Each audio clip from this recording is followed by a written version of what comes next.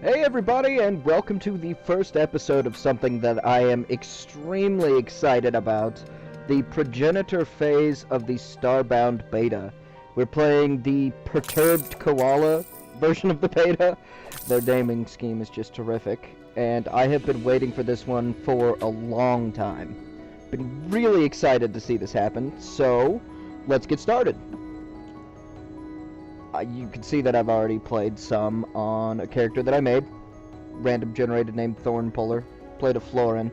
I'm going to play a glitch this time because a lot of the people who I spoke to about this wanted me to play a glitch. So, we're going to make the Danatoth Mk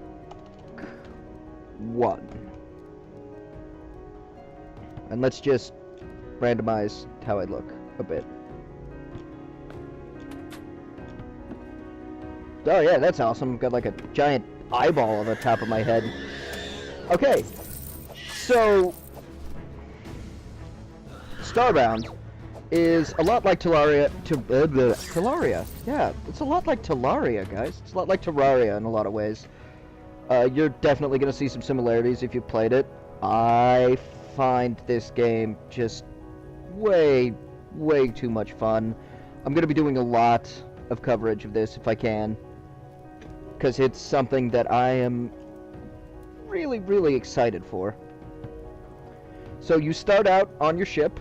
The story thus far is that we are here and we have run out of fuel in orbit. So we're going to try to make our way down there, complete the basic series of story quests. Like, our first one was to get stuff out of storage. Next one will be to build a crafting table. So, we're going to have to go down to the surface, use our matter manipulator, which is like a, if you've played Terraria or Minecraft, any of the kind of sandbox builders, it's like your pickaxe and your hammer and everything all combined into one. Now see, this is much different than the last planet I played on, which had trees that were mostly covered in, like, brains that looked like butts.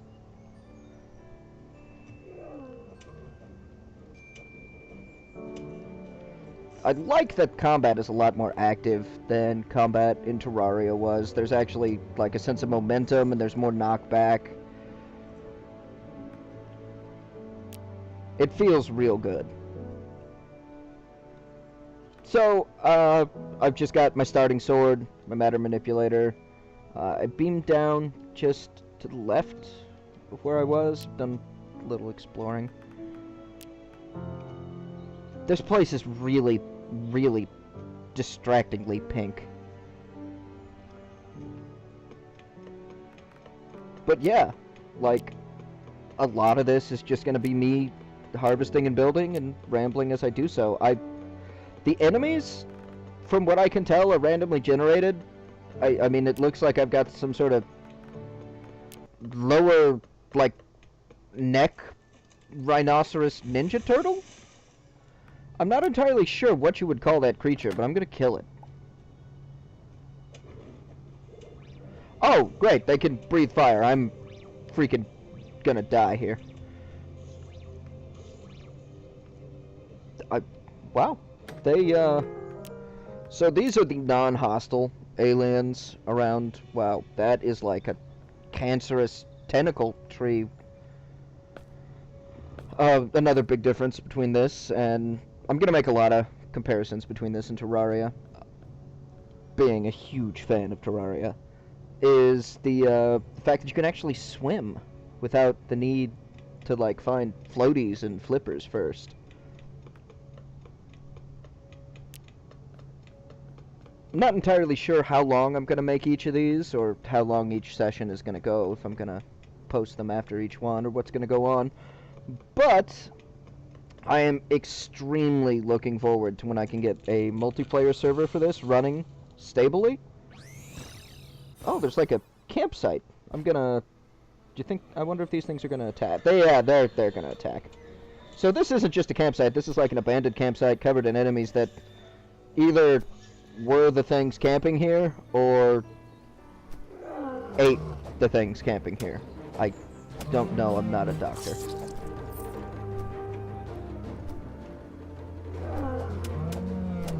But I'm just gonna loot these crates and take them with me. I'll take the light with me too. It'll be useful for when I'm trying to get my own base set up.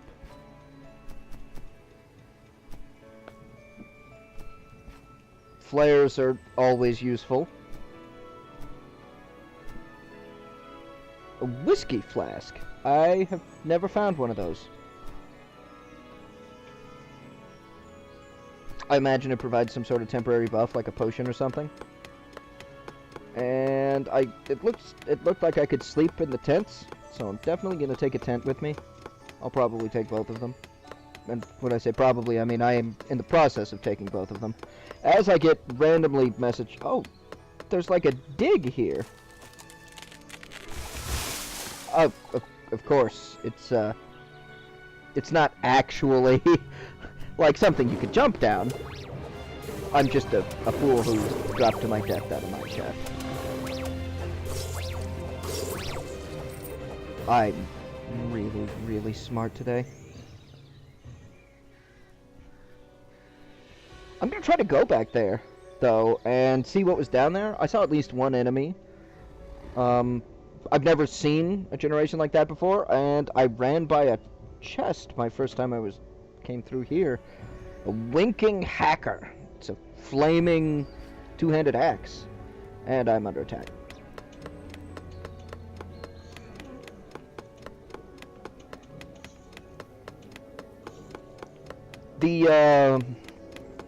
The only accurate comparison that I know how to draw between weapon generation in this game and weapon generation in other games I've played would be to compare this to Borderlands and Borderlands 2, I think.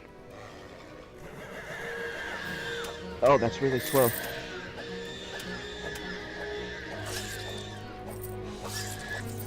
Because, like, everything's randomly generated. Fully so.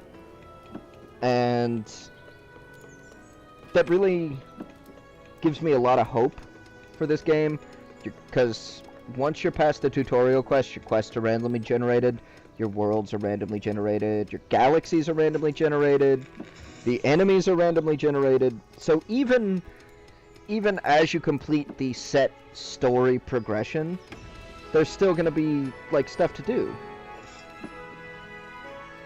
Forever. And that's gonna fuel so much fun for me and my friends in multiplayer. I know quite a few people who have already got this and are about as excited as me to try it. I can't say for sure. You know, I don't know. I'm not a doctor.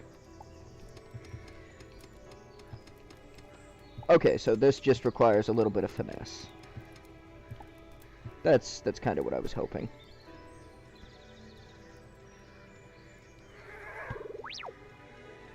And I'm gonna...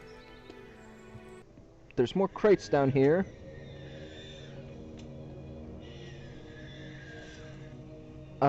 I didn't really get a chance to see the damage on that. Wow, these are fast. Was that a 52? 40. Yeah, it was probably a 52. So this axe hits really hard compared to anything I've found in my other file.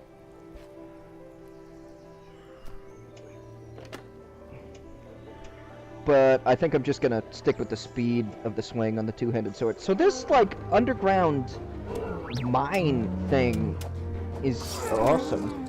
Now, I've seen a giant enemy duck like that before, and the ones on my last world, they could vomit blood. So, giant enemy ducks were not to be trifled with. But we'll see as we continue to explore the underground Doom hangar.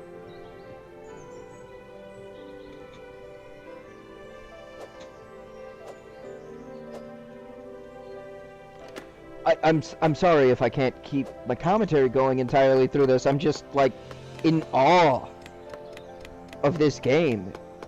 It's so much fun to me. The bombs look like bombs. Oh, that's awesome.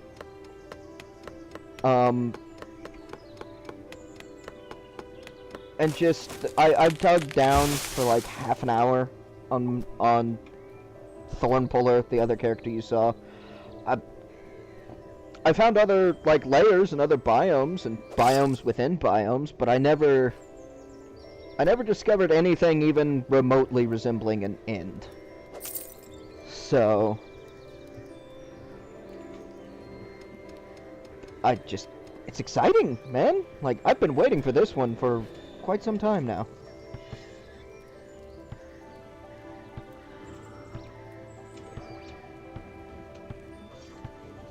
Ah, little baby Godzillas.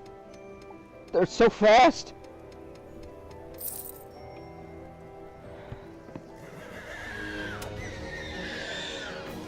But yeah, it's not just limited to the flashlight. I have torches that I can place like that. The light source that I picked up earlier would work on surfaces. I've got flares,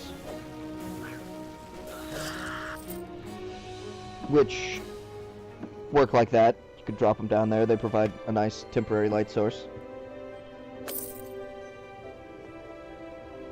And then once I've